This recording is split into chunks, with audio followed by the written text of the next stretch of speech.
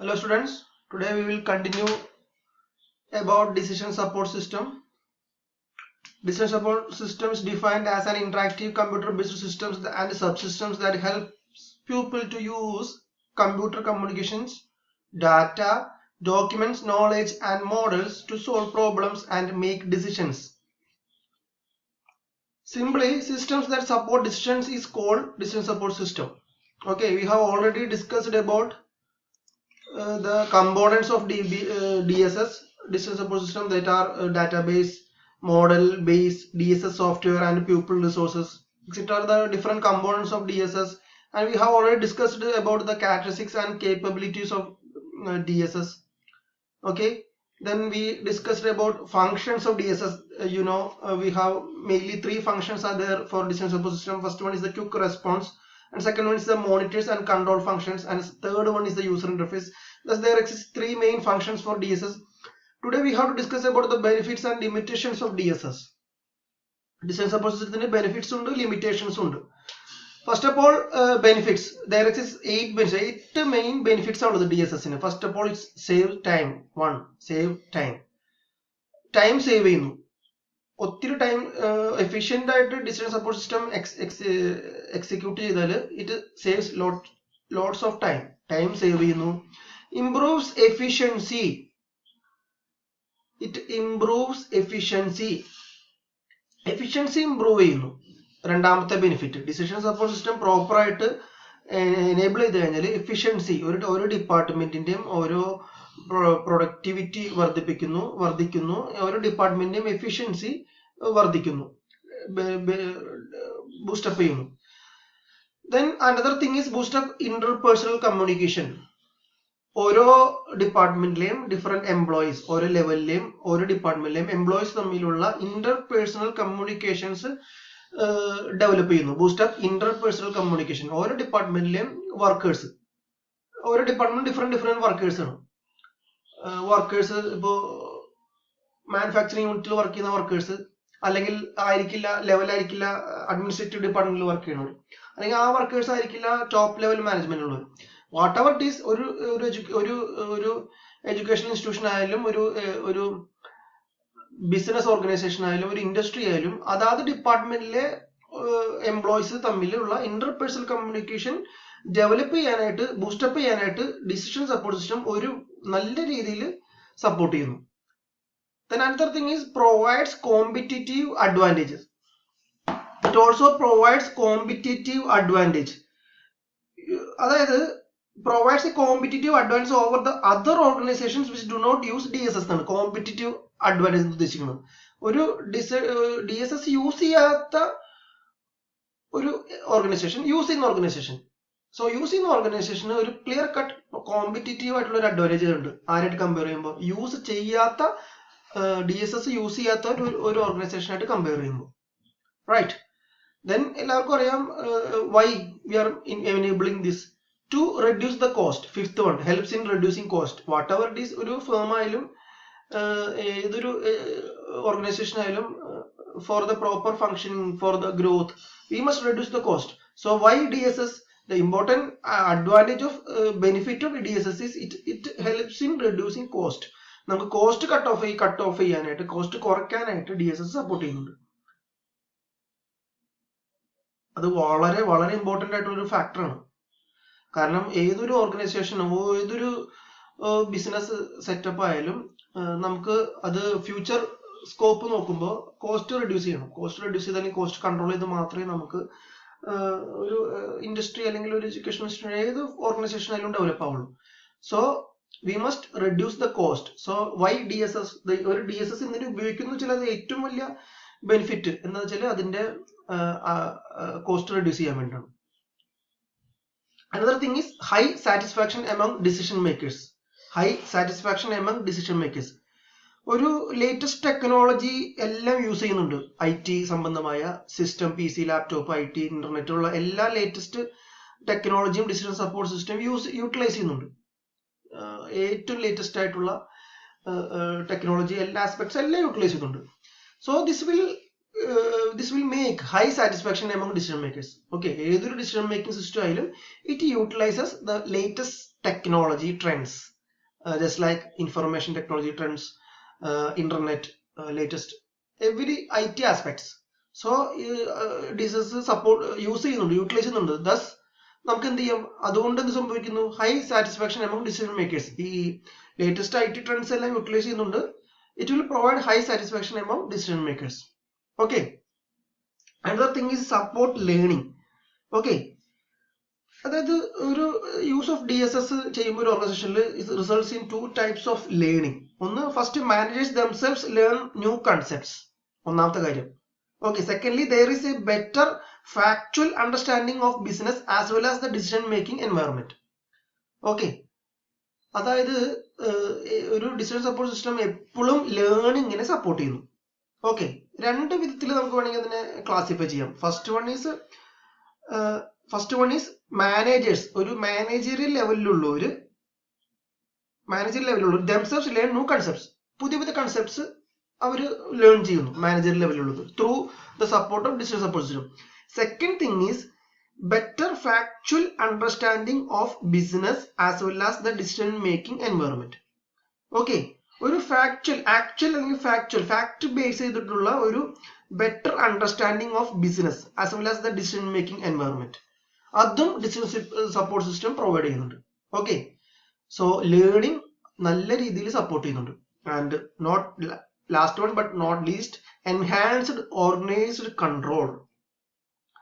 Enhanced organizational control. Through DSS, business transactions data easily available. Okay, due to the use of DSS, business transaction data is easily available for monitoring the performance of employees. Okay, അപ്പോൾ ഏതൊരു ഡാറ്റയും ഒരു organisation ആകുമ്പോൾ എത്ര employees ഉണ്ട്, അവരുടെ efficiency എന്തോരുണ്ട്, അവരുടെ skill എന്തോരുണ്ട്, അവരുടെ ക്വാളിഫിക്കേഷൻ എന്താണ്, എല്ലാ തരത്തിലുള്ള ഡാറ്റ, അതാണ് ഡാറ്റ എന്ന് ഉദ്ദേശിക്കുന്നത് ഒരു ഓർഗനൈസേഷന്. എവറിത്തിങ് അവൈലബിൾ ആണ്. ഓക്കെ, അപ്പൊ ഈ ഡാറ്റ കിട്ടുമ്പോൾ എന്ത് സംഭവിക്കുന്നു, it leads to the enhanced understanding of business operations for the management. Okay, അപ്പോ ഒരു എഡ്യൂക്കേഷണൽ ഇൻസ്റ്റിറ്റ്യൂഷൻ ആണെങ്കിൽ ഡാറ്റ എന്ന് പറയുന്നത് കുട്ടികൾ അല്ലെങ്കിൽ സ്റ്റാഫിന്റെ ക്വാളിഫിക്കേഷൻ നോക്കിയിട്ടാണ് മാനേജ്മെന്റ് അവര് ഹയർ ചെയ്യുന്നത്. ഇനി കുട്ടികളാകുമ്പോൾ കുട്ടികളുടെ ക്വാളിറ്റി എന്തോരുണ്ട്, അവരുടെ സ്കിൽ എന്തോരുണ്ട്, അവരുടെ എഡ്യൂക്കേഷണൽ ബാക്ക്ഗ്രൗണ്ട് എന്തോരുണ്ട്, ഇതൊക്കെ ചെക്ക് ചെയ്തിട്ട് അപ്പൊ നമുക്ക് അസസ് ചെയ്യാൻ പറ്റും ഈ കുട്ടി എങ്ങനെയാണ് പഠിക്കാൻ, അവരുടെ സെഷണൽ മാർക്ക് കിട്ടുമ്പോൾ അങ്ങനെ അസസ് ചെയ്തിട്ടാണ് നമ്മൾ ഡെവലപ്പ് ചെയ്യുന്നത്.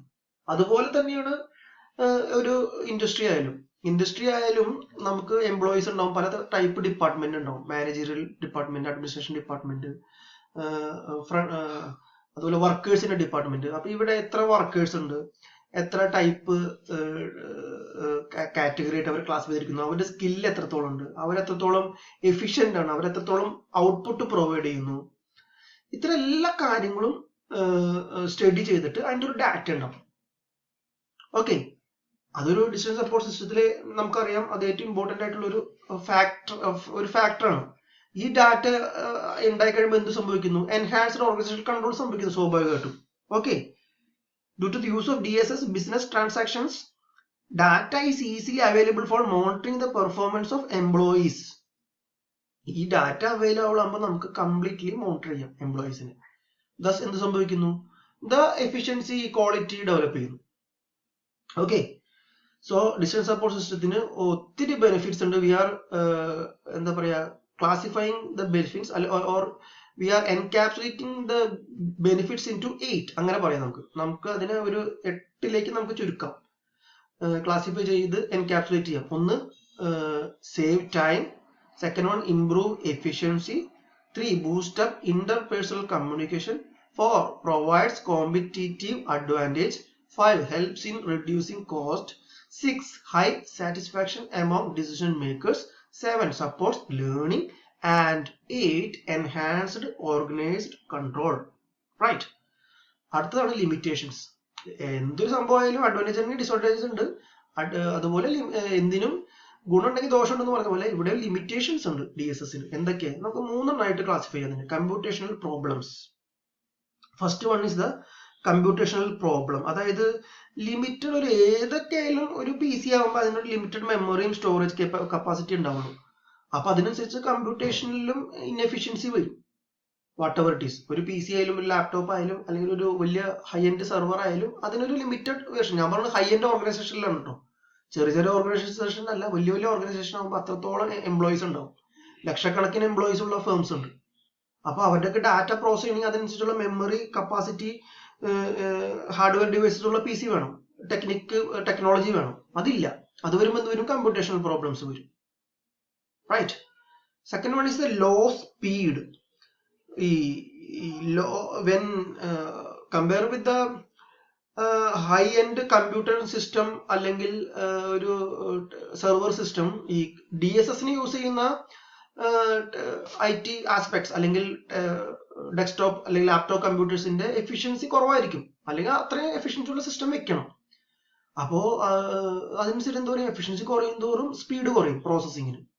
അപ്പൊ രണ്ടാമത്തെ പ്രശ്നമാണ് ഡിജിറ്റൽ സപ്പോസിഷന്റെ രണ്ടാമത്തെ പ്രശ്നം ലോ സ്പീഡാണ്. നമ്മൾ വിചാരിച്ച പോലെ തന്നെ സ്പീഡിൽ വർക്ക്ഔട്ട് ചെയ്തിട്ട് ഒരു സൊല്യൂഷൻ അല്ലെങ്കിൽ ഒരു ഔട്ട്പുട്ട് കിട്ടണമെന്നില്ല. ഓക്കെ. മൂന്നാമത്തെ കാര്യം ലിമിറ്റഡ് ടു ഇൻഡിവിജ്വൽ യൂസ്. അതായത് ഒരു majority digital support system design ചെയ്തിരിക്കുന്നത് ഇൻഡിവിജ്വൽ മാനേജേഴ്സിന് വേണ്ടിയാണ്, അതല്ലാതെ ഒരു ഹ്യൂജ് ടീമിന് വേണ്ടിയല്ല. അപ്പോൾ ഇൻഡിവിജ്വൽ മാനേജേഴ്സ് അത് യൂസ് ചെയ്യുന്നു, എന്നിട്ട് അതിന്റെ ഔട്ട്പുട്ട് ഡെലിവർ ചെയ്യുന്നു അല്ലെങ്കിൽ ഡിസ്ട്രിബ്യൂട്ട് ചെയ്യുന്നു. ഏതൊരു ഡിജിറ്റൽ സപ്പോർട്ട് സിസ്റ്റം അത് അതിന്റെ ഒരു ഡിസഡ്വാൻറ്റേജ് ആണ്. ലിമിറ്റഡ് ടു ഇൻഡിവിജ്വൽ യൂസ്, ഒരു ഇൻഡിവിജ്വൽ മാനേജറിലേക്ക് ചുരുങ്ങുന്നു, അതും ഒരു ലിമിറ്റേഷൻസ് ആണ്. മനസ്സിലായോ? അപ്പോൾ മെയിൻലി 3 ലിമിറ്റേഷൻസ് നമുക്ക് ഇവിടെ ഡിസ്കസ് ചെയ്യാം, അല്ലെങ്കിൽ മൂന്നിലേക്ക് നമുക്ക് ചുരുക്കാം. മെയിൻ ആയിട്ട് ഡിജിറ്റൽ സപ്പോർട്ട് സിസ്റ്റത്തിന് ഒത്തിരി അഡ്വാൻറ്റേജസ് ഉണ്ട്, ബെനിഫിറ്റ്സ് ഉണ്ട്, നമ്മളെല്ലാം ഡിസ്കസ് ചെയ്തു. ബെനിഫിറ്റ്സ് ഉണ്ട്, ഫങ്ഷൻസ് ഉണ്ട്, ക്യാരക്ടറിസ്റ്റിക്സ് ഉണ്ട്, അതിന്റെ ഫിഗർ, അതിന്റെ കമ്പോണൻസ് എന്തൊക്കെയെന്ന് പറഞ്ഞു, എന്താണ് DSS എന്ന് പറഞ്ഞു. But there is some limitations are also there. Okay, they are classified into 3 computational problems. Second one low speed, 3 limited to individual use. Computational problems ഉണ്ട്, അതായത് മെമ്മറി അതുപോലെ മറ്റ് സ്റ്റോറേജ്, ഇതൊക്കെ ഒരു ലിമിറ്റഡ് ഇതിലേക്ക് കിട്ടുള്ളൂ നമുക്ക്. അത് നമുക്ക് അതുപോലെ അത് ലിമിറ്റഡ് ആകുമ്പോൾ അതുപോലെ കമ്പ്യൂട്ടേഷണൽ പ്രോബ്ലം വരും. അത്രയും ഹൈ എൻഡ് ഡാറ്റ കൊടുത്തു കഴിഞ്ഞാൽ അത് പ്രോസസ് ചെയ്ത് കിട്ടാനായിട്ട് ഒരുപാട് ടൈം എടുക്കും. അതുപോലെ സ്പീഡ് കുറയും, ലോ സ്പീഡ്. നമുക്ക് എന്തൊക്കെ പറയുകയാണെങ്കിലും ഇപ്പോഴത്തെ PC സൂപ്പർ കമ്പ്യൂട്ടർ എന്നല്ല യൂസ് ചെയ്യുന്നത്, സാധാരണ PC യൂസ് ചെയ്യുന്നത്. അപ്പൊ അതൊക്കെ യൂസ് ചെയ്ത് നമ്മൾ അതേ കമ്പോണൻസ് ഒക്കെ ഉള്ളൂ. ഇപ്പൊ ചെറിയ ഇൻസ്റ്റിറ്റ്യൂഷനൊക്കെ ആണെങ്കിൽ ഓർഗനൈസേഷനിൽ കുഴപ്പമില്ല. ഹൈ എൻഡ് ഇപ്പൊ 2 ലക്ഷം എംപ്ലോയീസ്, 1 ലക്ഷം എംപ്ലോയീസ്, 5 ലക്ഷം എംപ്ലോയീസ് ഉള്ള ഒരു ഓർഗനൈസേഷൻ ആകുമ്പോൾ നിങ്ങൾക്ക് ഊഹിക്കാം, നമുക്ക് അതിന്റെ ഓരോ വർക്ക് ചെയ്ത് ഒരു ഇൻപുട്ട് കൊടുത്ത് വർക്ക്ഔട്ട് ചെയ്തിട്ട് ഔട്ട്പുട്ട് കിട്ടുമ്പോൾ നമുക്ക് സമയം കൂടുതലെടുക്കും, ഒരുപാട് സമയം എടുക്കും അത് പ്രോസസ് ചെയ്യാനായിട്ട്. സോ ലോ സ്പീഡ്, അത്രയും ഹൈ എൻഡ് PC ഒന്നും ഇല്ല ഇപ്പോ. അപ്പോ അവിടെ ഒരു സ്പീഡിന്റെ പ്രശ്നം വരും. മൂന്നാമത്തെ കാര്യം ഇൻഡിവിജ്വൽ യൂസ്. എല്ലാം ഡിസൈൻ ചെയ്തിരിക്കുന്നത് exclusively for A single manager, ആ ഒരു പാറ്റേൺ ആണ് ഉള്ളത് ഫോർ എ സിംഗിൾ യൂസർ. അപ്പൊ അതിന്റെ ഒരു പ്രോബ്ലം ഉണ്ട്. ഓക്കെ, അപ്പോൾ there exists 3 limitations for digital support system. First one is the computational problems, second one is the low speed, and third one is the limited to individual use. But there is also so many benefits for DSS. It saves time, improve efficiency, boost up interpersonal communication, provides competitive advantage, helps in reducing cost, high satisfaction among decision makers, supports learning, and 8 enhanced organized control. ഒരു ഓർഗനൈസേഷനെ control enhance ചെയ്യാം. But problems ഉണ്ട്, കുറച്ച് limitations ഉണ്ട്. Digital support സിസ്റ്റത്തിന് അങ്ങനെ benefits ഉണ്ട്. So that's all about the DSS. Thus hereby we are concluding the digital support system. Okay.